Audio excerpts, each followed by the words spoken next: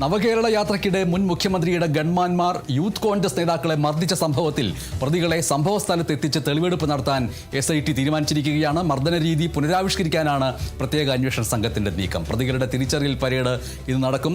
മർദ്ദനമേറ്റ AD തോമസിനോടും Ajay Jual കുര്യാക്കോസിനോടും crime branch ഓഫീസിലെത്താൻ നിർദ്ദേശവും നൽകിയിട്ടുണ്ട്. സുരക്ഷാ പ്രശ്നങ്ങൾ ഉള്ളതുകൊണ്ട് എല്ലാ ക്രമീകരണങ്ങളും പൂർത്തിയാക്കിയ ശേഷമായിരിക്കും തെളിവെടുപ്പ്. 5 പ്രതികളുടെയും ചോദ്യം ചെയ്യൽ ഇന്നും തുടരും. കഴിഞ്ഞ ദിവസം പ്രതികളെ ഒറ്റയ്ക്കിരുത്തിയാണ് ചോദ്യം ചെയ്തതെങ്കിൽ ഇന്ന് ഒരുമിച്ചിരുത്തിയാണ് ചോദ്യം ചെയ്യുക. ശാസ്ത്രീയ തെളിവ് ശേഖരണമാണ് പ്രത്യേക അന്വേഷണ സംഘത്തിന്റെ ലക്ഷ്യം. വകുപ്പ് അനുവദിക്കാത്ത ആയുധം വെച്ച് മർദ്ദിച്ചതിൽ പ്രതികൾ ഇതുവരെ വിശദീകരണം നൽകിയിട്ടില്ല.